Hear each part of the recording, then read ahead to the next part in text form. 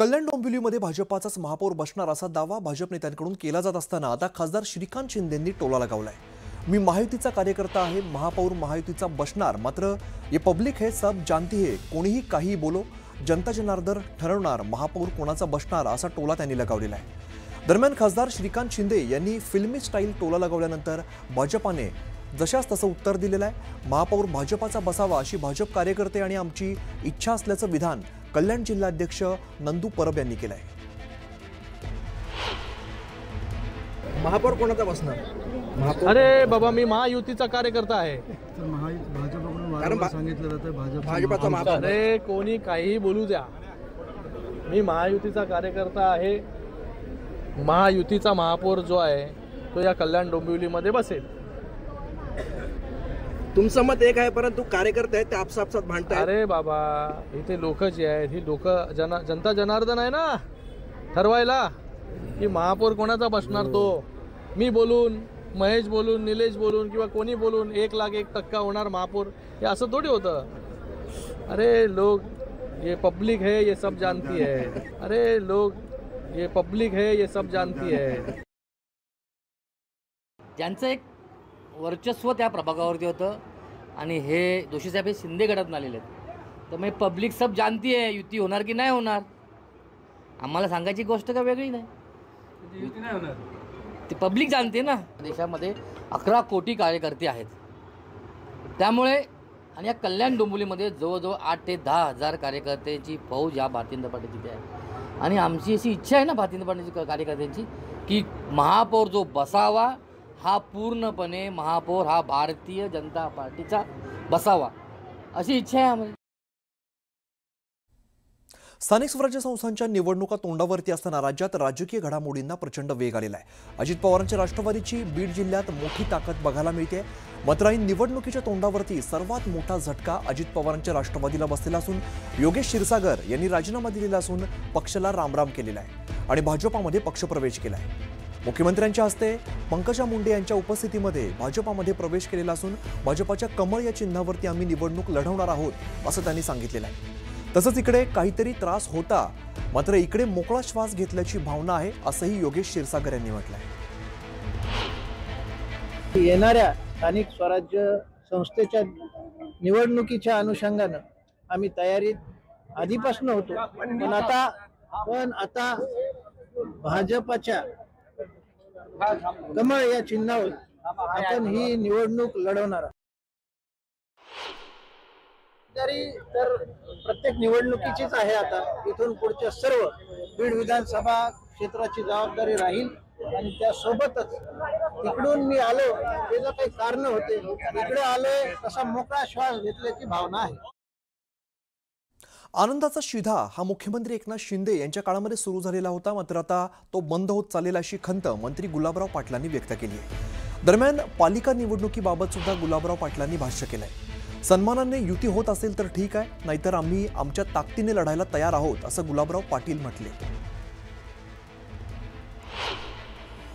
आपला आनंदाचा शिधा आता तो काही दिवसापासून आता बंद झालेला असेल, पण त्यांच्या काळामध्ये आनंदाचा शिधा आपण पाहिला असेल। दसरा आला तर आपला किराणा आपल्या रेशनवर आपल्याला मिळायचा, दिवाळी आली तर आपल्याला मिळायचा 100 रुपयामध्ये आनंदाचा शिधा मिळायचा। जी योजना शिवसेना प्रमुखांनी सुरू केली होती शिवभोजन योजना, ती सुरू करण्याचा प्रयत्न शिंदे साहेबांनी केला। आम्ही त्यांना सांगितले की ती सन्मानाने महायुती होत असेल तर आमची कुठेच आडकाठी नाही, पण सन्मानाने होत नसेल तर आमची जेवढी ताकद आहे त्या ताकदीच्या भरोश्यावर आम्ही लढायला तयार आहोत।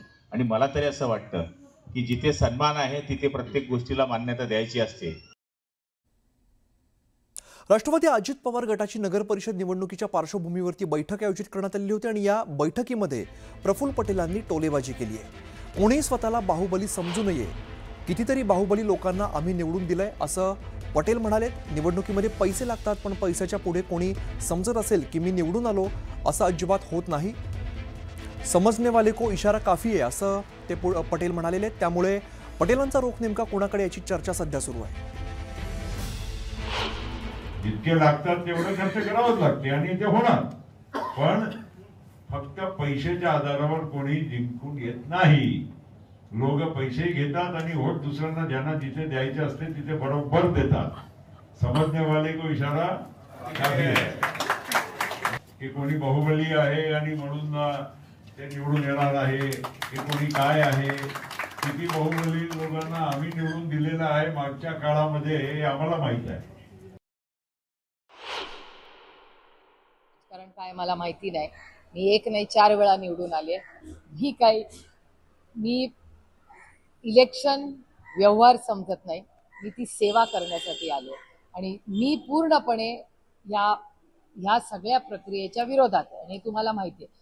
त्याच्यामुळे दुर्दैव आहे की ज्या भारतरत्न डॉक्टर बाबासाहेब आंबेडकरांनी संविधान केलं आणि पारदर्शक इलेक्शनच्या साठी आपल्या कितीतरी लोकांनी एवढं मोठं योगदान आणि स्वातंत्र्य मिळवलं, त्याची खिल्ली उडवण्यासाठी ही जे विचारधारा आहे ही अतिशय दुर्दैवी आणि एका सशक्त लोकशाहीसाठी हानिकारक आहे.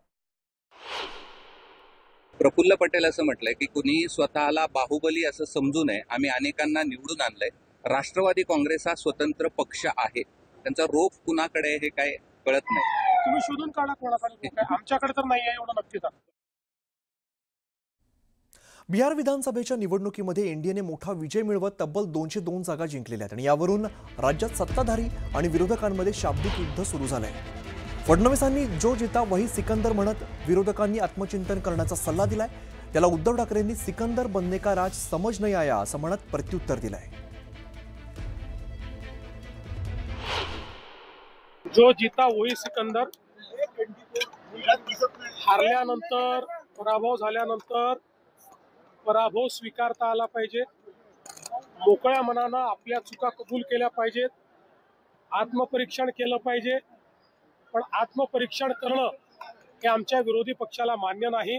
मुख्यमंत्री म्हणालेत ना, जो जीता वो सिकंदर, लेकिन वो सिकंदर बनने का राज वो कोई समझ नहीं सका आज तक. जे जिंकले त्यांचं अभिनंदन आहे.